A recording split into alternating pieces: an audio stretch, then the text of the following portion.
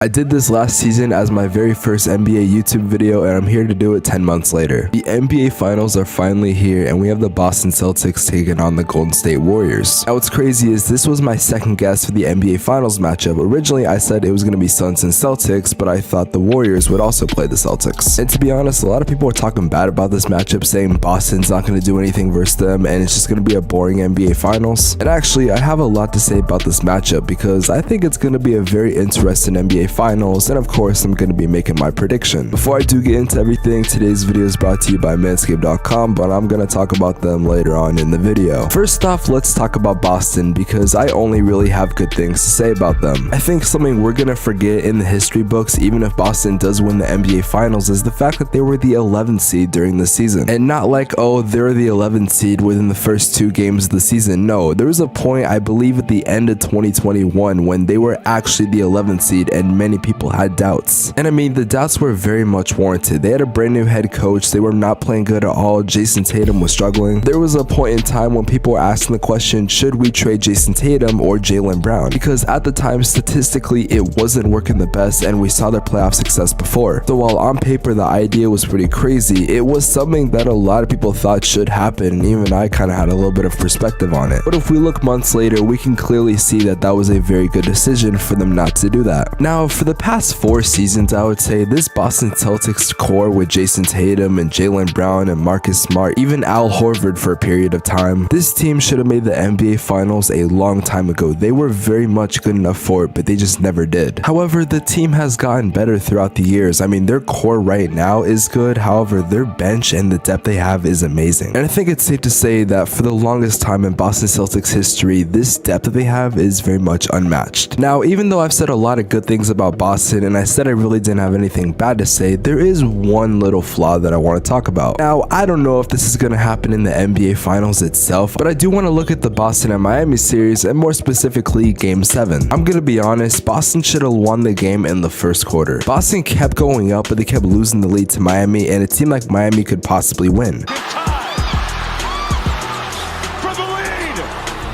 This shot should have went in. Jimmy Butler should have made it, the Heat should have been up 1, and the Celtics would have had 16 seconds to try to make a game-winning shot. Now, why do I say Jimmy Butler should have made this shot? Yeah, it was a good shot, but we all know Jimmy Butler is not that good of a 3-point shooter. Well, history is going to forget this, but we need to go back around 2 minutes earlier in that game. This is an 11-point game with about 3 minutes left. Boston should fully be able to end this game swiftly and move on. All they need is a couple shots and some stops. Let's rewind about 2 minutes later. This is a problem, and this cannot happen in the NBA Finals, because if they do this versus Golden State, they're definitely going to lose. And like I mentioned earlier, this wasn't the first time in this game that Boston had a really big lead and Miami ended up coming back. Right here, Boston is up by 15, and with this Jaylen Brown made layup, the Boston Celtics would be up 17. If we fast forward to the beginning of the third quarter, we can see Miami is only now down 2. This happened a couple more times in the game, but I think you're finally starting to see my point. As long as Boston doesn't do this versus the Warriors and they can keep a lead, because there were some teams in the playoffs that continuously could not do that, I think Boston will be fine, and I think they'll be able to withstand Golden State, which is seemed as the favorite. I don't care what anyone tells me, I don't care what the numbers say, Golden State was never an underdog during the playoffs. So with that being said, let's talk about Golden State now. Before we get into that, let's hear a quick word from today's sponsor. Today's video is brought to you by Manscape.com and their brand new product, the Ultra Smooth Package, which comes with a lot of products to help you with grooming, like a crop exfoliator with gentle exfoliant for the groin area. It also comes with a brand new crop gel, which actually, if you didn't know, has clear groin shaving gel, which as someone that has used this before, I can very much say that it is very comfortable to use. And finally, we have the crop shaver, which does come with 3 precision blades. Now listen, this is brand new from Manscaped, and I'm not gonna lie, this is something that I've been using for a while. Manscaped has sent me out all these products that you are seeing on the screen right now, and I have no complaints about them. I've been sponsored by Manscaped ever since December, and ever since then, my shower routine has been so much better with these products. If you guys do want to get the premium collection, which just came out, I will put this link in the description below, right where the little Manscaped ad thing is. Or if you just want to get Manscaped products as a whole, go to manscaped.com and make sure you use code Spex for 20% off your order. Guys, code Spex for 20% off plus international free shipping. Thank you so much to Manscaped for sponsoring this video, and guys, big silly wacky balls.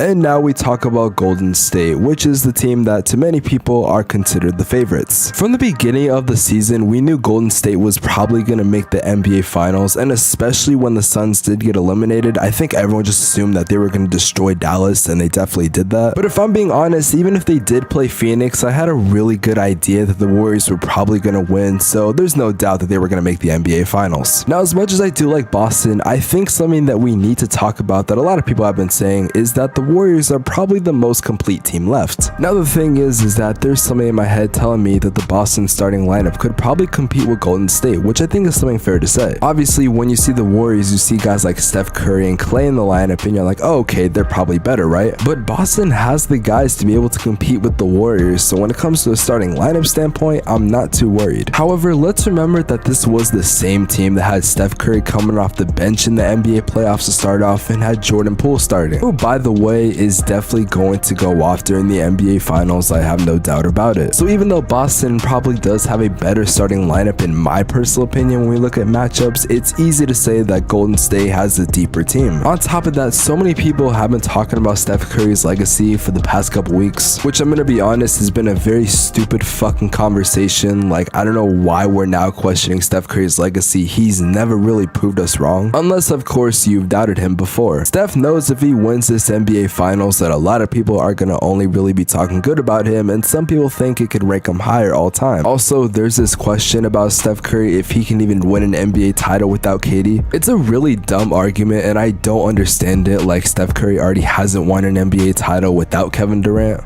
Also, not to mention, I just think the Warriors have been on fire lately, and they have all the momentum coming into the series. And now the final question everyone has been asking: who do I think is gonna win the NBA Finals? And the answer would be the Boston Celtics. Listen, I know Boston is considered the underdog, and there's going to be a lot of people saying, oh, the Warriors are easily going to win. But I think this whole season, we really have doubted the Boston Celtics, and I don't think now is the time to do that. I think Jason Tatum is going to play the best basketball of his life, and that's going to result in an NBA Finals win. Also, there are two aspects I didn't talk about, but the first one is that the Celtics are 12-0 when Scott Foster does officiate those games. And there is something called the Dom Curse, which if you're not on NBA Twitter, you probably have no idea what that is. But yeah, those two things are leaning on the Celtics for them to possibly have a win. Also, I just think Boston is better. I know Golden State has a deep team, but the question is, how deep are they willing to go in their rotation? Are they going to go with an 8-man, a 9-man, or a 10-man roster? Now, there's a chance I could be completely wrong and the Warriors win in 5, but I got Boston in 6.